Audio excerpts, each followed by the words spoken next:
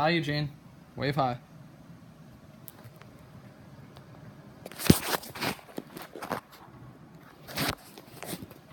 Hi. This is my persuasion speech on why line arrays are better than point source speakers.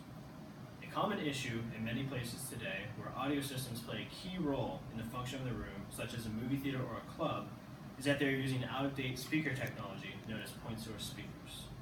Point source speakers present a whole slew of acoustical issues, hence why they have been replaced by line arrays in large applications such as touring and concert venues.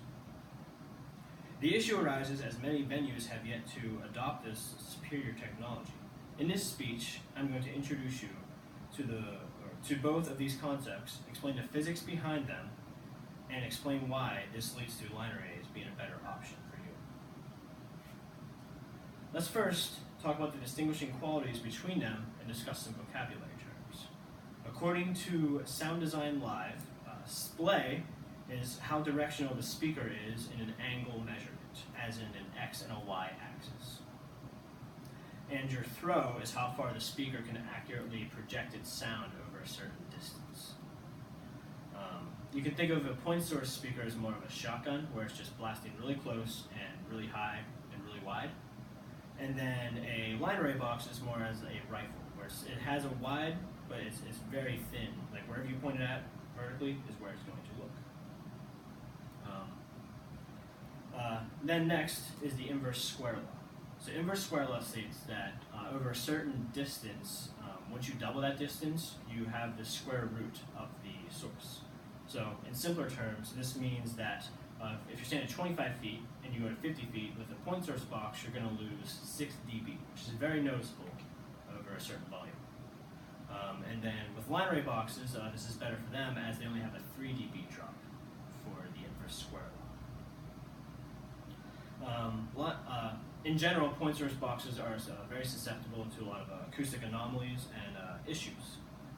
So now let's dig a little deeper, still keeping those pre-established physics laws and definitions in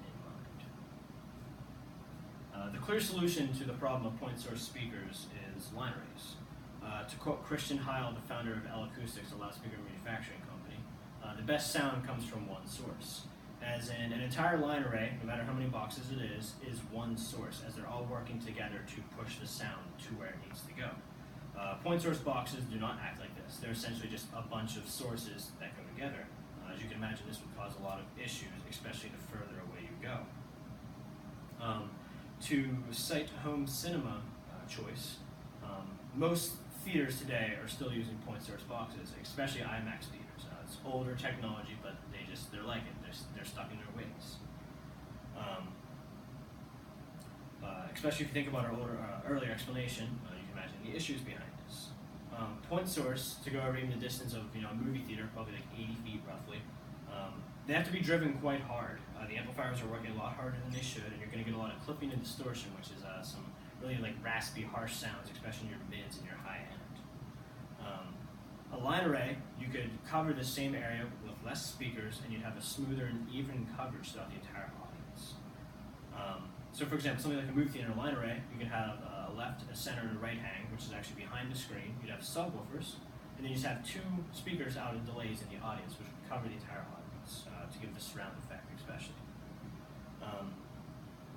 So then, to bring it to my third point, line array subs have a special characteristic about them that point source subs do not have, where they can be used in a cardioid mode, which means essentially if you take 3 speakers, turn the one in the center around and flip the phase on it, it cancels out everything behind and shoots all the sound forward.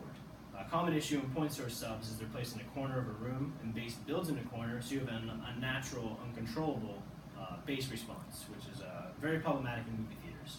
It can make the lines intelligible that the actors are speaking.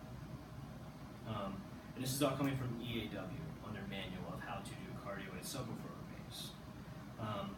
Next, an issue that line arrays do not have, but point source speakers have, is cone filtering. So cone filtering, essentially, if things are offset and they're not correctly dialed in on their delay time, something's here and something's here, that sound is going to hit you at different points from the 2 different boxes.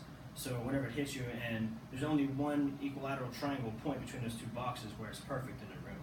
and everywhere else it's going to sound really weird, some cancellation in certain frequencies, etc., etc. Very bad. So in a movie theater, it's really just a trap in a lot of places for those kind of issues. So hopefully that wasn't too much physics. And to wrap it all up, I hope I was able to open your mind about the different loudspeaker options that are available out there. They're definitely not all created equal. Some of them are definitely superior to others, and you should consider all options when you're looking for some for your space. Thank you.